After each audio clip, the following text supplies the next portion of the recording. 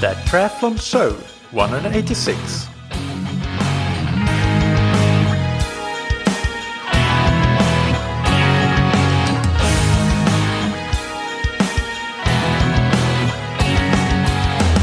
Hey, what's up everybody, and welcome back to another episode of That Triathlon Show, the podcast presented by scientifictriathlon.com.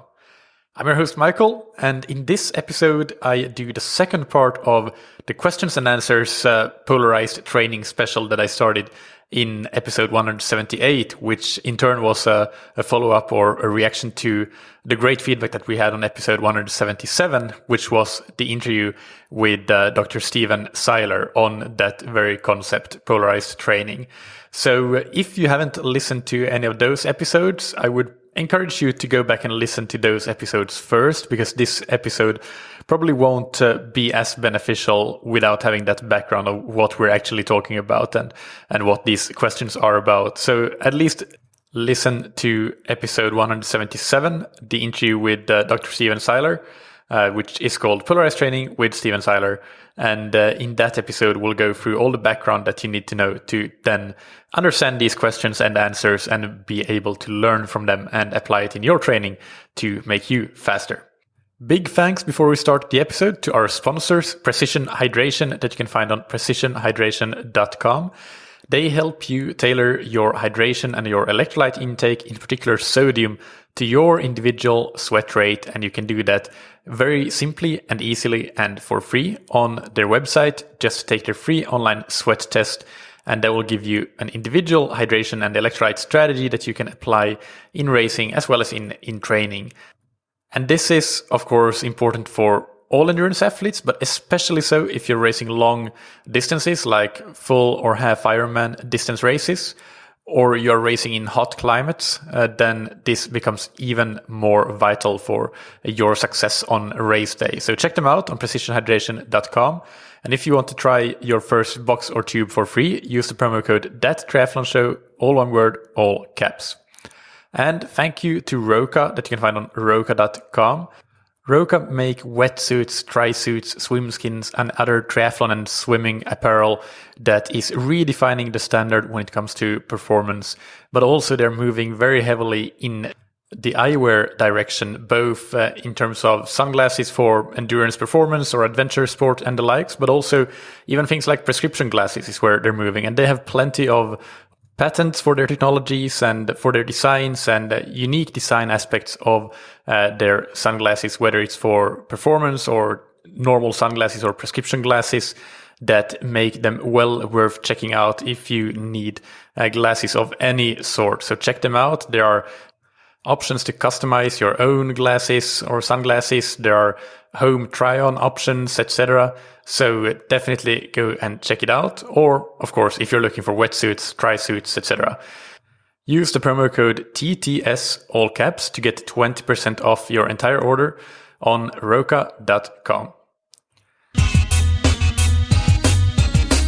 All right, so let's get into today's questions, and just a quick thank you to everybody who has posted questions on the Scientific Triathlon Facebook page and sent me emails, and on the Trainer Road forum as well. So that's where these questions are primarily taken from, or primarily they're only taken from those three different sources of questions. So let's start with the first question. And there are quite a few questions here on the topic of time-crunched age groupers, to put it simply. And I answered one such question already in episode 178, so the Q&A part 1. And of course, Steven Seiler talked about it at length in his episode. To get the full context, listen to the Q&A episode again. And in the beginning of that episode, I talk about Steven's own training. And in short, he's training 7 hours per week. He's 53 years old, and he has recently set a new hour of power record for him personally, which was 296 watts on the indoor trainer. So an hour at 296 watts at 53 years old. He's fairly new to cycling as well. He's training in a polarized manner on 7 hours per week. So a lot of the questions that I have here are about time ranges from 6 to 10 hours or so. So Steven falls right in that range. So I'll actually go through these questions fairly quickly because they are all quite similar to questions we've already answered.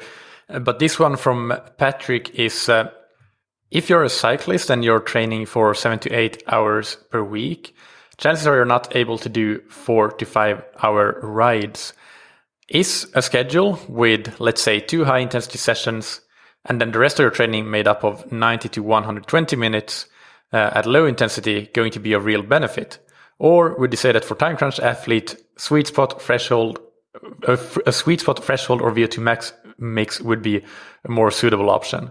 So just a quick answer to that. It's not either or. It's you do have the high intensity or moderate intensity or a little bit of both. But the question is, you need to have that low intensity foundation. And that's what we actually, one of the main themes of the last Q&A, so Q&A part 1 in episode 178, was that I talked a lot about high volume at low intensity, so HVLT. And it wasn't me that came up with that. It was from a listener question, actually. But I really liked that concept because it's not about avoiding moderate intensity either, but it's just that the vast majority of our training should be that low intensity. And yes, even at 7 to 8 hours, that should be the case. So to answer your question, you are going to do some VO2 max or threshold or sweet spot, depending on where you are in your training and what your needs are, your goal, event, demands, etc.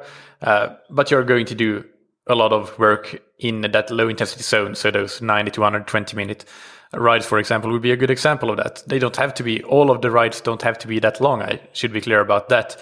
But the large majority of your training, even at 7 to 8 hours, should be low intensity. You need that foundation. The next question from Martin is a 90-10, and this is in terms of total duration, not number of sessions. Is that polarized split really relevant for an amateur athlete training 6 to 8 hours per week when the low intensity sessions are unlikely to be long enough to create the adaptations of the long zone 2 rides you'd be doing under a 16-hour per week plan? So again, the rides don't have to be 4 hours long to create adaptations. It's more about consistency over time. It is great to get in a weekly long ride. It doesn't have to be 4 hours, especially not every week. If you get in even 1 4-hour ride per month, but maybe 2 ideally, then that would be great. But then on weekends when you have less time, maybe you go for 2.5 hours, and that's fine. So it is great to have a longer workout per week. But that doesn't mean that short workouts like 45 minutes or 60 minutes at low intensity aren't of any value. So let's hypothetically say that we have 2 twin brothers or sisters, and one of them just is sedentary and the other goes running for a very easy 20-minute jog every day. Or it doesn't even have to be every day. Maybe it's every other day. Those 20-minute runs are going to make a massive difference. So that's an example. It's of course taking it a bit to the extreme, but if 20-minute workouts on the run, you might be a bit too short on the bike, but not much. 20 minutes is better than nothing, I would still say. If you can do 20 minutes or you can do 0, I would always go for 20. So that's an example. It's consistency over time. It's not so much about the individual workout, although those individual workouts also have value to try to get in some longer rides every time you can. But if you can't do it every single week, don't despair. It's still going to, you're still going to be able to train effectively, even if you can't do a long ride, a 4-hour ride every single week. And the final question on this topic is from Anthony Lane, who asks, what's Seiler's viewpoint on the real-world applicability for us average Joes who have at most 8 to 10 hours to train per week and can't always budget in time for a 4+ hour ride every week? So I think this has already been answered largely in the last couple of questions, and also with the Seiler case study from himself, his own training. So go and listen to episode 178 for that. 4 hours is quite long. You don't have to go 4 hours every week. 2 hours is plenty if that's what you have time for your long ride.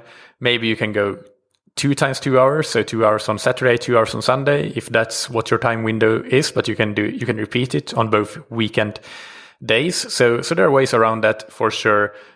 And also go back and listen to the to the original interview, episode 177, the interview with Seiler, and there you'll hear, because we go into this at length in detail on how to structure a training week, for example, for time crunch age groupers that have that amount of training.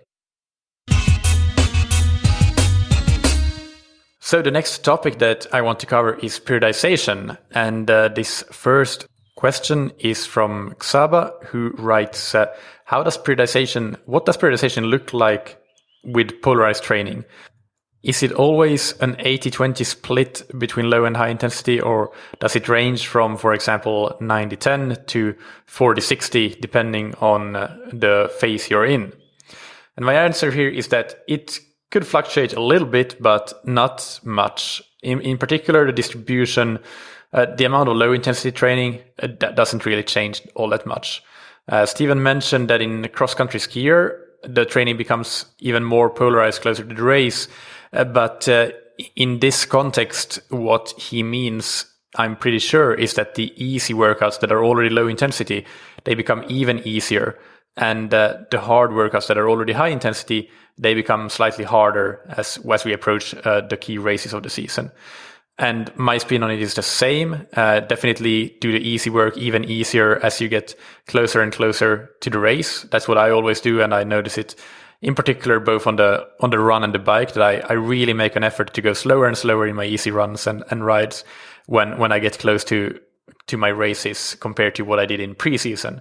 But then the hard work harder, yes, to an extent, but also my spin on this here, this is not from Steven Seiler, but my spin on this is that the hard work becomes more specific, more race specific. So for long distance triathletes, for example, it actually becomes less polarized because we go from perhaps more high intensity training to moderate intensity. But of course, the duration increases. So we might do a lot of long tempo efforts or race pace efforts. So that's my spin on how it changes. But the distribution, and in particular, the amount of low intensity training, does not really change much, if at all. The next question is from Darth Shivius. I love that username. For amateur cyclists, we know many ride about 8 to 12 hours per week, and this time is precious. Many of these riders will have a goal not to peak for a single event, but to be good for an entire season of races. So question 1, would you suggest an 80 to 20 split between easy and hard work for these athletes pre-season and during the season? And I think the previous question already answered that. Yes, in general, of course, it's not, we're not really bothered about the exact percentage splits, but the principles apply for both preseason and during season, I think. I don't think that the distribution changes dramatically. Question 2, if yes, what key workouts would you suggest these athletes program? For example, Tuesday, 4 times 8 minutes at 105% FTP, Thursday, 2 times 20 at 95% FTP, and Saturday, long ride at 3 to 4 hours. For those would be 3 superb key workouts for most athletes. Depends, of course, on your event. Like if you're a criterium racer, then it might look very different. But I think for most triathletes and also for time trialists, that sort of key workout layout it seems perfect to me. No complaints there. Of course, I hope that there are a couple of other easier, shorter workouts in there as well, because otherwise you have two hard workouts and 1 long ride per week. But I think that you implied that with your question. So probably there are a couple of short 1 hour, maybe 1.5 hour easy rides in there as well, depending on how much time you have, of course. Maybe it's just one hour ride or a couple of 45-minute rides, whatever it may be. Those would be the key workouts of the week. And I do think that looks like a really good structure. Our next question is from Chester Grimpor, who writes, it has never really been explained in the polarized approach. It has never really been explained if the polarized approach is applicable after the base phase, and what is the minimum number of hours required to get good results from a polarized approach. So, as said, it is a year-round thing. In particular, if we again remember that polarized training, we shouldn't take that term too literally, because we have found that it depends a bit on the sport that you're doing. So if you are somebody, let's say a long distance triathlete, you do that same amount of low intensity training, but how you choose to use your non-low intensity training might be quite different from a rower or a cross-country skier, in that you do more moderate intensity training compared to high intensity training. So it might be an 80-15-5 split versus an 85-15 split, as an example.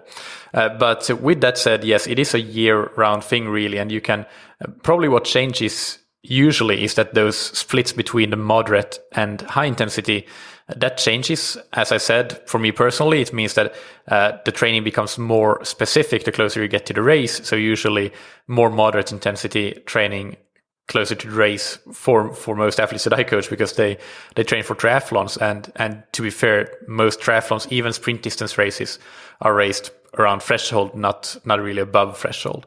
So that's, I guess, the answer to that first question. And as for the second question, what the minimum number of hours required to get good results are.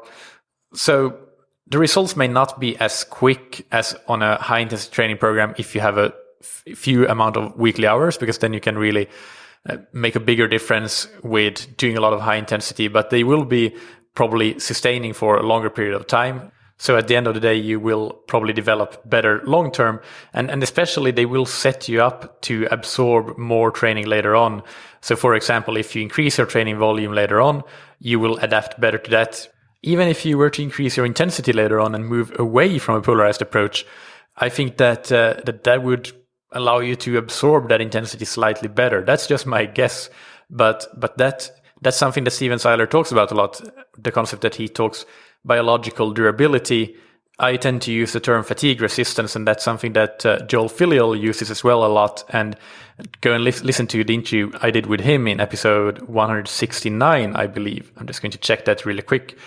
No, 172, sorry. So that fatigue resistance or biological durability, that's what you build when you build up that base of low intensity training. And that will allow you to absorb more training, absorb training better, whether it's higher volume, higher intensity. So that's the reason that you don't really, if you have a long-term view, you don't have to train a lot of hours for this concept to be a valuable structure to base your training around.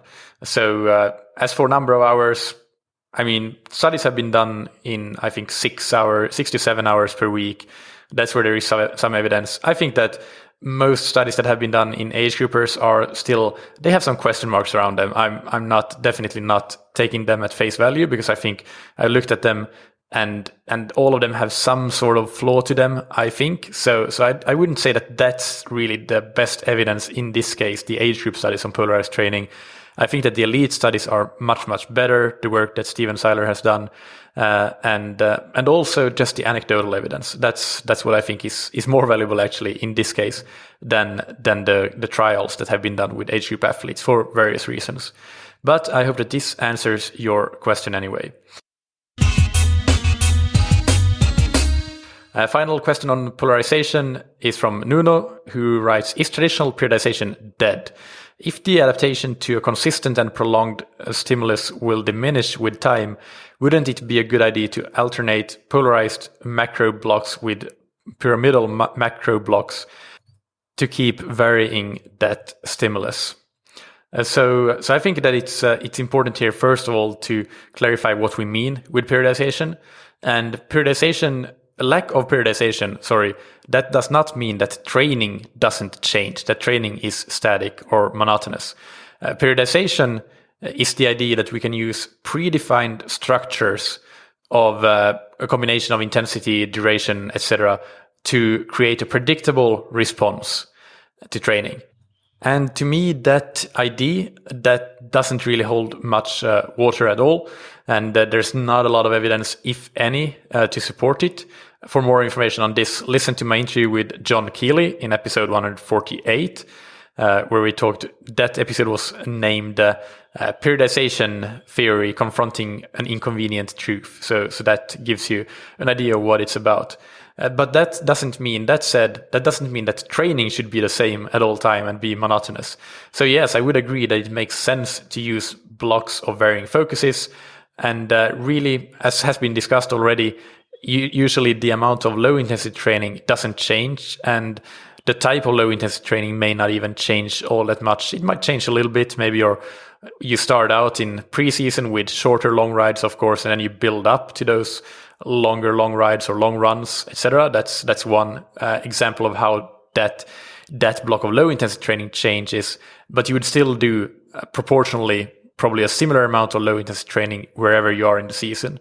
So then what changes is what you do with the rest of your training, and whether you use it for moderate intensity training or high intensity training.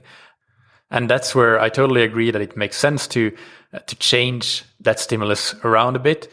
But how you do that can be quite different depending on you as an individual, what your strengths and weaknesses are, demographics, your goal event, etc. And that's why periodization, as the original idea and the meaning of periodization really is that you can create a prediction for response to training, why it doesn't really work, because there are so many variables there that go into that.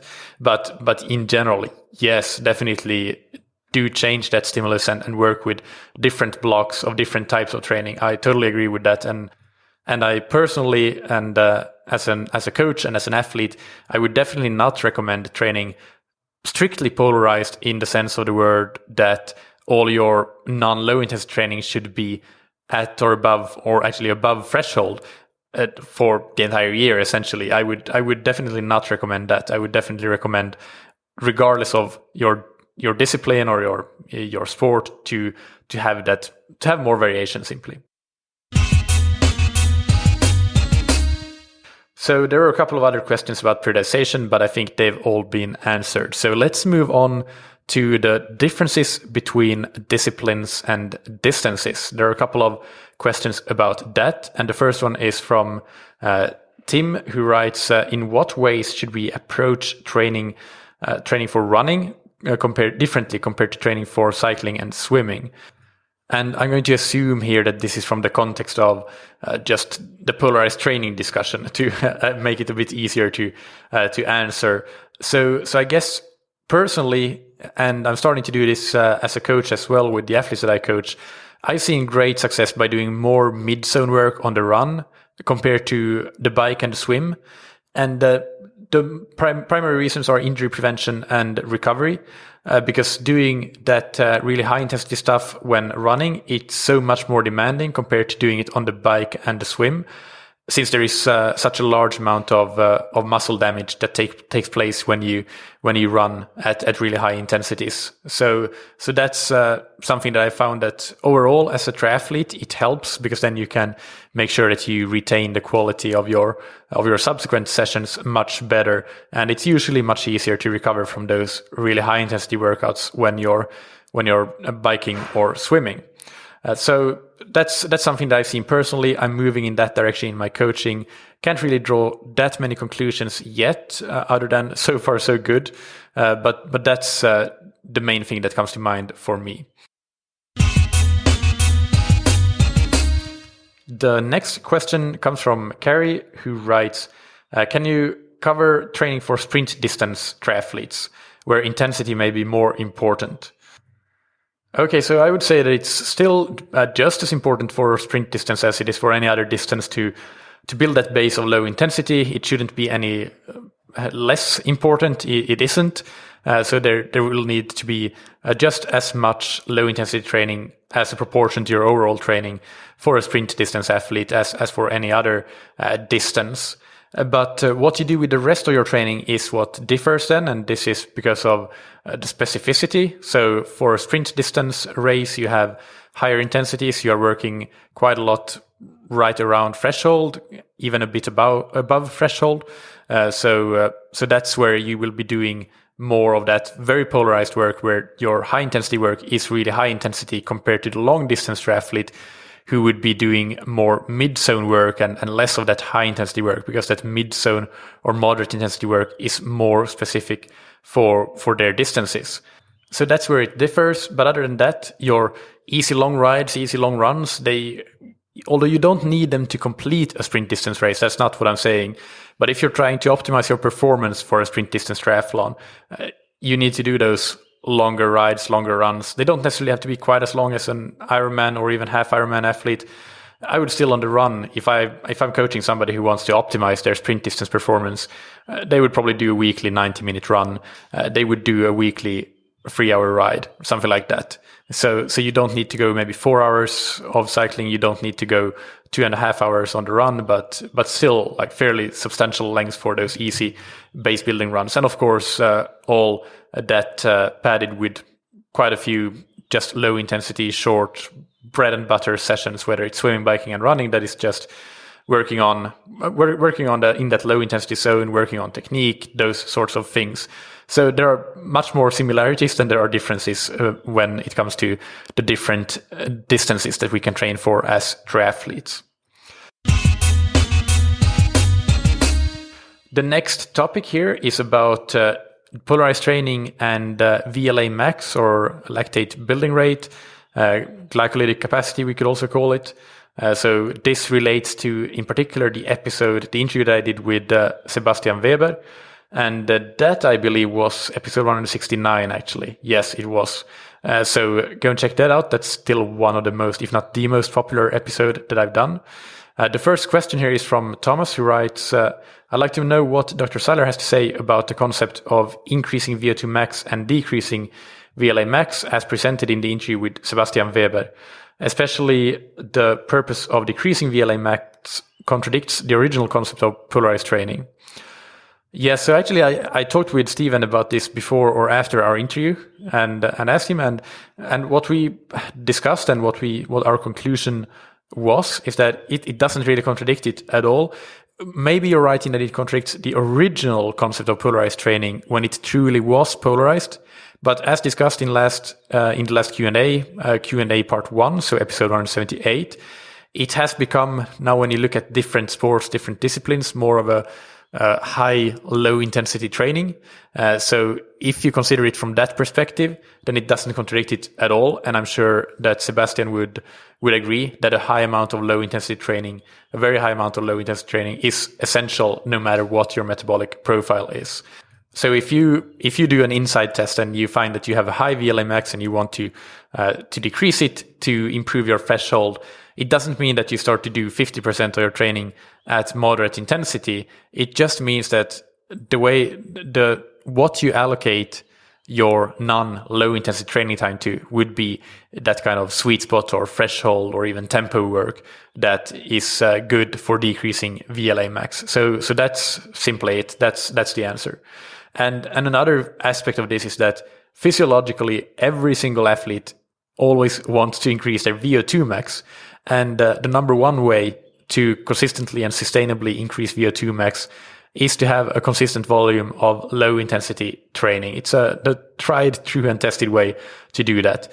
And there's no scenario where you would not want to increase VO2 max. So that's where this training will not only help do that, but also it will build the base, the fatigue resistance, the biological durability to help you absorb specific training to increase VO2 max later as well. So that's an important point to keep in mind.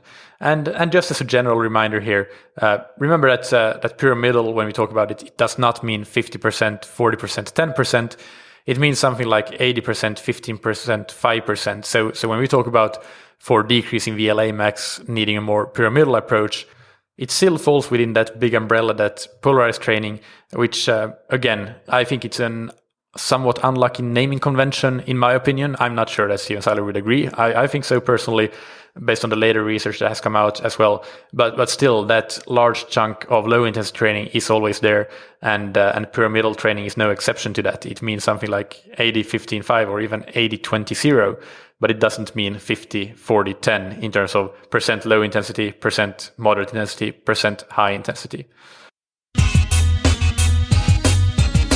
So that's that. Dave writes, does the effectiveness of the polarized model vary based on athlete profile?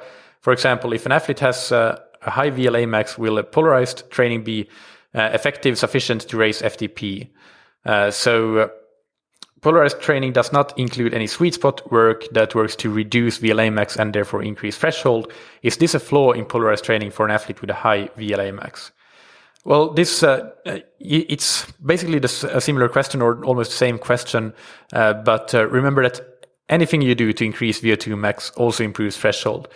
So that's something that I just described. That polarized model is perfect for increasing VO2 max, whether you do VO2 max intervals or not, because you get that big base. And then the second thing, the second question, whether it is flawed for the high VLA max athlete. No, that's just basically the exact same answer as before, that you just allocate those non-low intensity training hours to the type of training that works to reduce VLA max. That being said, if you do the truly polarized training in the strictest sense of the term and your VLA max is high, that's where, yes, I would say that it's definitely not the ideal training approach. So in that sense, you are right. But again, I keep coming back to this, that when I think about polarized training, it's the original naming convention that came up from the first few studies. But then later on, we found that it's more like something like high, low intensity training. That is the main take home message here that both I and Steven want to instill here.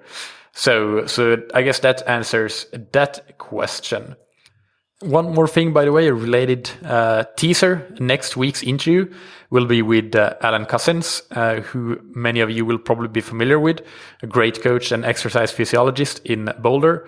And in that interview, we'll focus on the topic of increasing VO2 max, the trainability of VO2 max. And Alan Cousins is a big proponent of high, low intensity training. So that will actually be the main topic of next week's interview. So definitely listen to that. I'm pretty excited to record that interview. I'm really looking forward to hear Alan's thoughts. I haven't done the interview yet. So I'm just waiting to hear what he has to say about it. A couple of questions about general physiology as it relates to polarized training. We have Biotechnique on the Trainer Road forum who writes, does power or pace at LT1, so the first lactate threshold or the aerobic threshold, compared to VO2 max power pace move around much?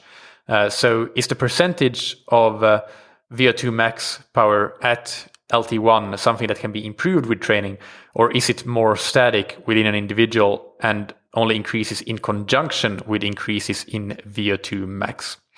So in my experience, it does move a heck of a lot. It can move a heck of a lot, even without changes in VO2 max. So, and that is one of the main things that we actually want to improve as endurance athletes in general, but depending on the distance, it becomes even more important, especially for Ironman athletes. This is probably the number one key to success is that aerobic threshold.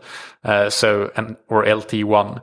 And this is another great argument for doing all this high, low intensity training, that it's probably the main way that you can actually move that LT1 to a higher percentage of your VO2 max, even without improving your VO2 max itself. I think also that at a certain point, you want to get a bit specific and do some training right at or around the LT1. So you're not just doing all of your easy stuff super easy, which I quite often do as an athlete. But at some point, if your real focus is LT1, then maybe you do one run per week, for example, that has a segment of, let's say, 60 or 90 minutes right at your LT1 heart rate or pace or power, if it's a flat road. So that's something that could be discussed in more detail. But I think in general, just if you stick to your 80% of training at low intensity, then that's going to take you most of the way there in getting a lot of improvements in how high you can get your LT1 power or heart rate, power or pace as a percentage of VO2 max power or pace. And then we have another question from Martin, which is about, this is a long one, so I'm going to shorten it a bit. So apologies here, because I'm trying to think on the spot here, which is not my biggest strength exactly. Anyway, so Martin writes, Steven mentioned that when you are truly in your low intensity zone, there should be minimal heart rate drift. And Steven's point was that heart rate should stay the same for 15 minutes in that low intensity zone as 60 minutes in the low intensity zone. So my question is whether this idea can be used to find the first lactate turn point, or LT1, aerobic threshold, whatever you want to call it. And if we, as an example, use running, could you increase the speed or power of your low intensity runs on a weekly basis to gradually find the point at which your heart rate begins to drift, and therefore where your first lactate threshold is? So for example, week 1, running at 9 minutes per mile, minimal heart rate drift, then 8:55 minimal, 8:50 minimal, 8:45 in the 4th week, and you find a significant heart rate drift in the majority of the runs. And week 5 and beyond, your zone 1 heart rate, your zone 1 runs return to below or slower than 8:45 minute per mile with heart rate drift in check. So yeah, I get this concept. It's an interesting thought, but I wouldn't trust the accuracy of this test, as there are just too many factors that impact on heart rate drift. Even if you try to control for most of them, I don't really know that there's anything physiologically going on that by default causes heart rate to start drifting as soon as you pass the first lactate threshold. So I wouldn't trust it to be accurate nor to be precise. So while it could potentially give you a rough benchmark, I do not really have a lot of confidence in this. Again, I don't, just simply because I think the main reason is that we don't know that it's anything that happens exactly at the first threshold that causes your heart rate to start to drift as soon as you pass that threshold. Then we have a few other questions that I didn't categorize as anything. The first one is an interesting one. It's from Haynes World, who asks, has Steven Seiler killed off the need for professional coaches prescribing overly complicated training sessions to make their clients feel they're getting value, when really all you have to do is train easy for a very long time and very hard for a short time? So this is a funny one, because actually it's to say that all you have to do is train easy for a very long time and very hard for a short time. That's easier said than done. If I had a dollar for every time I had to tell an athlete that you're not going easy enough, I would be a rich man. So on a more serious note, all of the athletes that were included in the research that is behind polarized training on the elite side of things, they are world-class athletes, and they all have coaches. So that tells you something. The best in the world all have coaches. If you want to improve, you need to have coaches. Plus, the role of the coach has never been to prescribe overly complicated training sessions. As I just mentioned with that example, it's just as much about telling the athletes what they're doing right and what they're not doing correctly in executing the training. And prescribing sessions, writing programs in general is only a smaller part of the coach's job. So that's quite a common misconception. But coaching is not having a secret sauce training program. But I guess that's a discussion for another time. But it was quite an interesting question, so I wanted to include that. Then the next one is from Lee Paul, who writes, "Hi Michael, I love your recent podcast with Steven Seiler. In order to achieve long sessions at low intensity, I feel that I will be able to do that much better on a treadmill for runs and an indoor smart trainer for bike rides. I have talked to some triathletes who spend a lot of time on treadmills and indoor trainers. Is there any drawback to spending a large part of training on treadmills and indoor trainers?" I would say no, there's no drawback to spending a lot of time on them. But what you don't want to do is to completely eliminate outdoor training, because you do want to get some specificity in training, first of all. You want to have, especially on the bike, I think it's very important to learn to really use terrain to your advantage, to learn to retain momentum, but also on the run, to learn to run, even if it's just very minor hills. It still is a bit of an art to learn to run them effectively and run at the right pace. So you would increase your effort a bit, but you wouldn't increase it too much.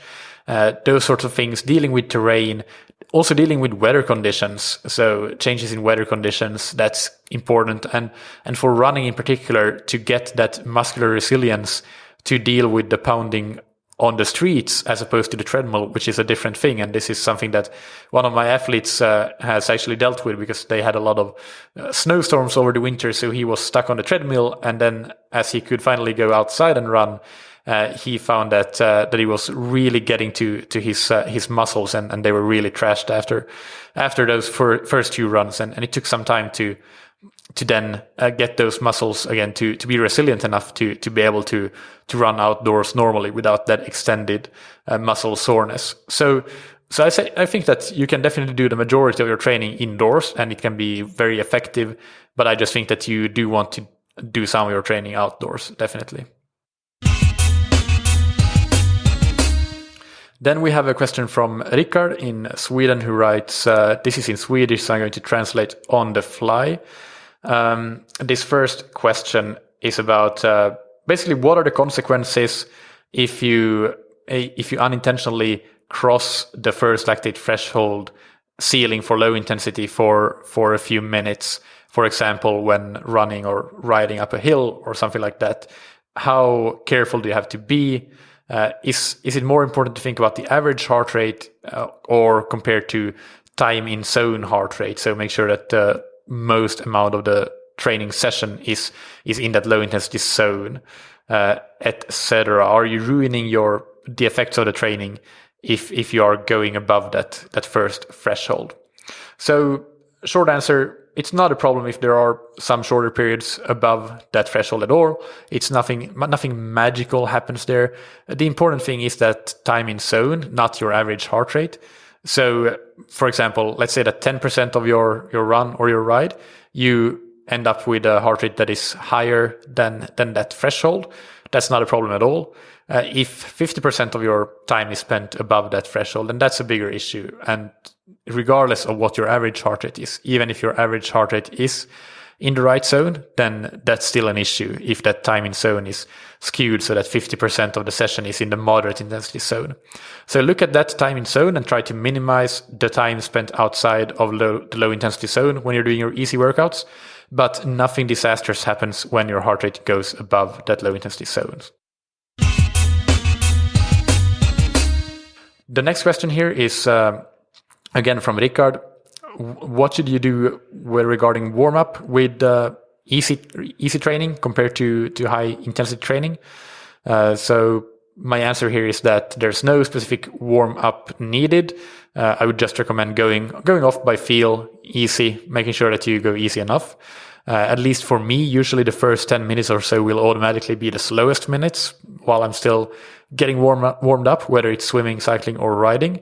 And this is at the same easy effort. Heart rate keeps increasing for a little bit, and then it stabilizes, of course, well within that easy intensity or low intensity zone.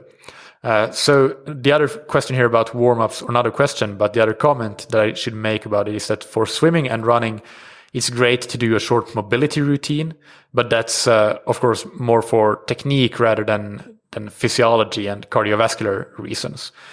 So I always do a mobility routine before my swims. I try to do it before my runs. I'm not quite as diligent before running, but getting there. Finally, the final question from Rickard is that I base my running and riding zones from the zones that you prescribed in some early episodes on the podcast. But in those episodes, you calculate the threshold heart rate from a 20-minute test and then all zones from that threshold heart rate. However, now I get the impression that you are transitioning to using max heart rate. Is that correct? And in that case, how do you calculate it? There are some other questions here, but I'll just go right to answering the way that I use zones now. And it has indeed evolved a bit. So those earlier episodes aren't quite up to speed. So here's a summary of what I do now. I prefer to prescribe and execute low intensity sessions based on heart rate and RPE. Heart rate should be low, but also I think that in most cases RPE should be low. So if heart rate is low but RPE is moderate or high, then you should still slow down. So in terms of heart rate, I have two options for calculating heart rate zones, and I use both and see what fits best. And the first one is based on a 20-minute test usually, or a max 20-minute heart rate, which might be a climb on a training ride. So, or a race situation, what's the maximum 20 minutes that you could sustain in a race, of whatever distance. So you can take that from really wherever. It doesn't have to be a specific 20-minute test. And the heart rate max, it should be a true heart rate max. You need to check that it's not an artifact, not an incorrect reading, but actually something that makes sense. So you need to be quite careful with these input data to make sure that they're actually correct, because otherwise you have, garbage in, garbage out. But the way that I calculate this, if you use the 20-minute method, then I calculate the lactate threshold heart rate, or the LT2 heart rate, as 94% of that 20-minute max heart rate. And then as for the ceiling for the low intensity training zone, or the estimate for LT1, if you will, that is then 86% of that threshold heart rate. So for an example, let's say that you do a 20-minute test, and your 20-minute heart rate that you get is 190. Then you take that times 94% to get 169 as your lactate threshold heart rate. So 190 times 94%, or times 0.94. Then you take that 169 times 0.86, or 86%, and that gives you 145 beats per minute as your ceiling for low intensity training. If you're just lazy and you don't need your lactate threshold heart rate, you can just directly take 0.81 times that first number, that 190, which was your 20-minute heart rate. So 0.81 times 190 would be the same, 145 VPM. With heart rate max, I go directly to calculating that estimate for LT1, which is also, of course, the ceiling for your low intensity zone. So that would be, in the first example, that 145 BPM. And by the way, for those that weren't following, that's what you should stay below for the low intensity training. So, but if you use heart rate max, I use the 75% proposed by Seiler directly. And very often, at least when I have a lot of good data from an athlete, these two approaches will give very similar results. So I'm going to do some math on the fly here, actually. 145, that means that if this athlete that did 190 for their 20-minute test, if they have a maximum heart rate, that was a 190 average. If they have a maximum heart rate of about 194, sorry, I think that actually, I'm going to check something here real quick, because I think yes, it was actually 180. I calculated it correctly, but I wrote it down incorrectly. So let's say, in that first example, you had 180 times 0.94. That's 169. And then that times 0.86 would be 145. So you did a 20-minute test and you had an average of 180. That gives you a ceiling for low intensity of 145. Now, in that same situation, if you use max heart rate instead, that means that if you have a max heart rate of 193 beats per minute, that would give you the exact same 145 beats per minute as the threshold. And of course, you're very rarely going to get exact matches, and that's not the point either, but more often than not, they're going to be very close. If there is a difference, I tend to go with the option that gives a higher approximation for that ceiling, or that LT1, and it tends to be the 20-minute heart rate approach. For moderate intensity training and high intensity training, I prefer pace and power, and also RPE, of course, as primary metrics and guides for intensity. But and when using that on a 20-minute test as a basis, I use 91% of 20-minute pace or power, and not 95% to get to the threshold pace or threshold power. And after this, I take the threshold, and then for cycling, I use the classic Coggan zones, more or less. So 55% is the ceiling for zone 1, 75% for zone 2, and that is the low intensity ceiling, and 90% for zone 3, 105% for zone 4, 120% for zone 5. For running, pace and power, I use my own zones that I've found with plenty of trial and error to work very well, and they are 74% of threshold power pace is zone 1, the zone 1 ceiling, 85% is the zone 2 ceiling, 95% is the zone 3 ceiling, 103% is the zone 4 ceiling, and 112% is the zone 5 ceiling. And these are quite similar to plenty of other zones you'll find out there, but there are some differences. And in particular, of interest for this episode, you'll note that the ceiling of zone 2 ends up being quite a bit lower, and in my opinion, quite a bit more correct than with most other systems. And I do have a spreadsheet where you can use either all of these methods to set your zones. I'll link to it in the show notes. It's a Google Sheet, so a calculator essentially where you can input your values and get your zones automatically. It's been a work in progress and it's been updated along the way. And now it should be working just fine, but do let me know your feedback and its ease of use.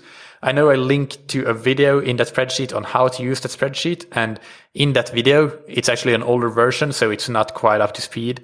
So bear with that, but I think it should be easy enough to figure out how to use that. So a link to that will be in the show notes and the episode description.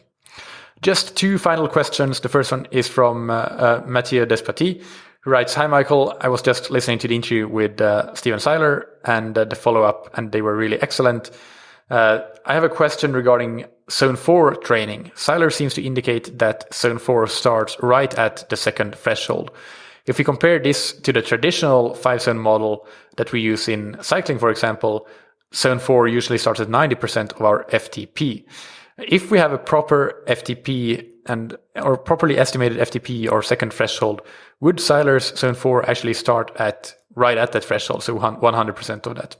So this is a good question. It's a bit tricky to compare, as the 5-zone model that Seiler references is the one used by the Norwegian Olympic Committee, and it's based on lactate and or percent of max heart rate. So zone 4 in that system is 4 to 6 millimoles of lactate.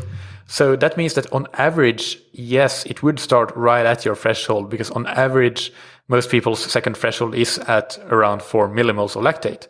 But if we look at the heart rate or percent of max heart rate, we see that that zone stretches from 87 to 92% of max heart rate. And that's a bit trickier to interpret. Dr. Seiler himself said in our interview that typically lactate threshold heart rate ends up being around 90% of max heart rate. So in that model, you can see that maybe zone 4, it doesn't start as low as 90% of FTP, quote unquote, but it certainly may start a bit below threshold when we're using the heart rate approach. So maybe 95% if we want to give it an estimate. And since your threshold is a moving target anyway, I try not to see it as a point, but as a range. That probably starts right around 95%. So even so, I think that we can say that, yes, that 5-zone model, in that 5-zone model that he references, zone 4 does start more or less at threshold, not below it. But then again, we could make the same argument for the traditional zones that maybe threshold starts at 95% and not 100%. So I'm not sure that I'm really answering your question here, but I guess that to sum it up, yes, I think that the zone 4 is set a little bit higher in that 5-zone model compared to the traditional Kogan models, for example. The final question is from Colin Merton, who writes, "I just finished the twin episodes on polarized training and found them very interesting. I had some questions around lactate testing to help accurately set your training zones. If you go down the lab-based lactate testing route, how frequently would you need to retest?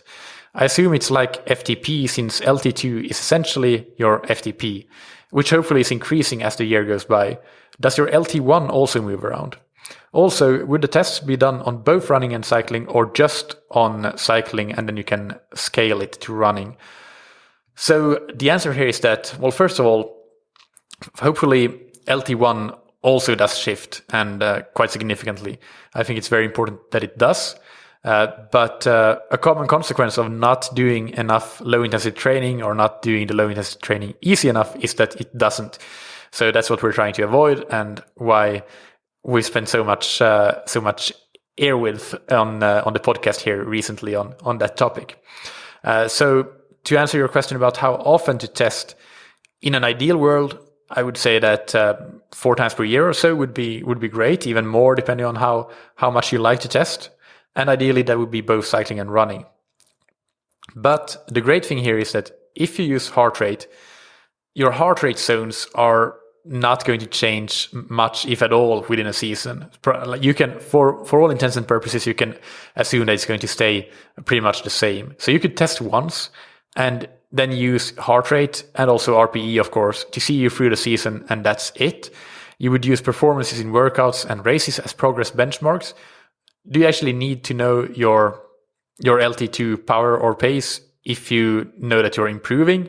And if you know that based on heart rate zones and RPE, you can follow your prescribed sessions perfectly. I don't think that you do. So you can get away perfectly. You can get 100% of the benefit of your training plan by testing just once. And I'm sure that this will be quite a relief for many, because it's obviously a budgeting issue as well, to a cost to go and test often. So I think that if you go this route, you can get most of the benefits for less of the investment. As for cycling versus running, if you're really on a budget, then you can scale those heart rate zones for cycling based on running, or vice versa. So for example, if you know that your running max heart rate is 190 and your cycling max heart rate is 180, I would just subtract 10 from all your bike heart rate zones based on a running test that you actually performed, or vice versa. So you could go either way there, and it will be close enough. But that is if you actually know that those max heart rates are when you were actually at the limit, and it's very likely a pretty true reflection of what your maximum heart rates for those specific disciplines would be. So finally, to elaborate a little bit on what I mean by you can do the training plan without knowing your LT2 power. So to give you an example, well, first of all, as I mentioned, I prefer to train low intensity training, to do that based on heart rate and also RPE anyway, having both of them there. Both of them would need to be in check. Then for moderate and high intensity training, I mentioned I prefer power, pace, and RPE. So let's say you have a 3 times 15 minutes threshold workout. And well, you know what threshold feels like, for one thing, based on that first test, and after that you may have been doing workouts around that intensity, or slightly lower or slightly higher, and you can just scale. And you also know your heart rate, and for those 15-minute threshold workouts, heart rate can be a help, although I wouldn't go completely by heart rate, because then what ends up happening is that probably your power is going to be lower in those latter intervals just because of heart rate drift. But really, it's as simple as, if you have that 3 times 15-minute threshold workout, it becomes just a question of going at the intensity that you can just about sustain for 3 times 15 minutes. This is the same for any hard workouts. If it's 4 times 4 minutes at VO2 max, go as hard as you can just about sustain for 4 times 4 minutes. So it really is quite simple.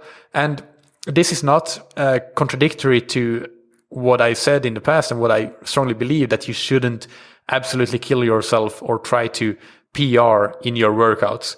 But it means that if you rate your session on how hard you went on a scale from 1 to 10, you want those hard workouts to be 8 out of 10 or 9 out of 10 almost every single time. Very rarely do you want a 10 out of 10, but if you have 9s out of 10 every single time, that's perfectly fine, I think. So you want to be close to the limit, not quite at the limit, but you should have a little bit of energy left to prolong that last interval if you would have needed, or maybe to have added 5 watts extra to that last interval if it would have been needed, but not much more than that. So a little bit of spare fuel in the tank, not much more than that.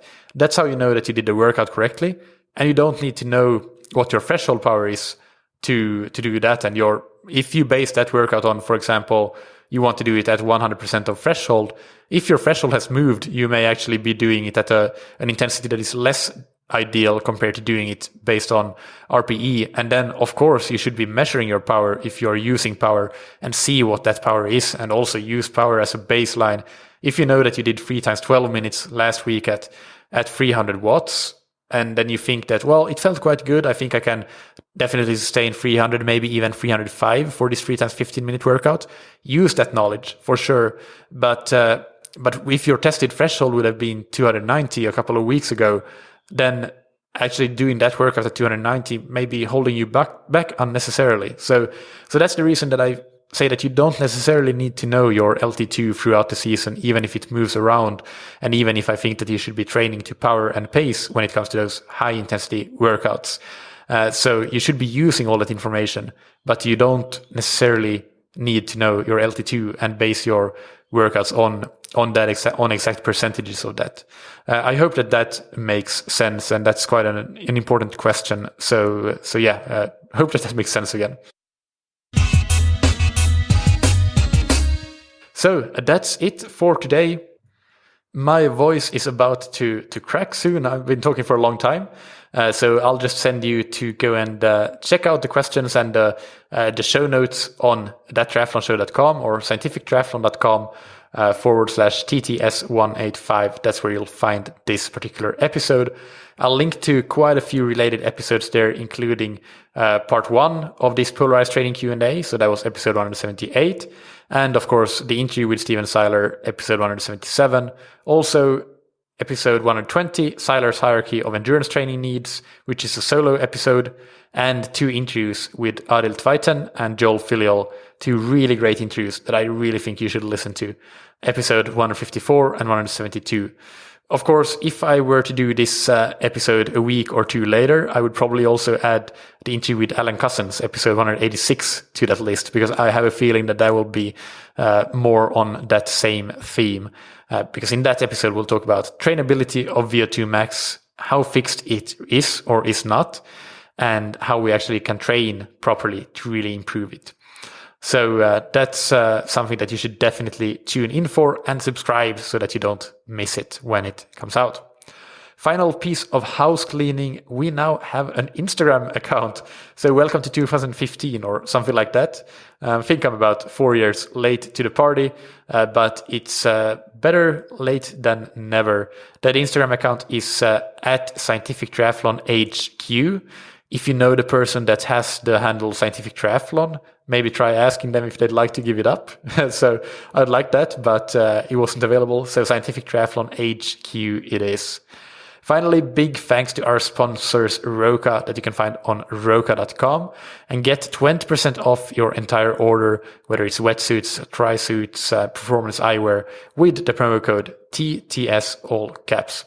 And thank you to Precision Hydration, that you can find on precisionhydration.com. Go and take their free online sweat test and get your individual hydration strategy. And get your first box or tube of electrolyte products for free with the promo code THATTRIATHLONSHOW, all one word, all caps. Thank you, as always, for listening. Keep training smart and keep loving triathlon.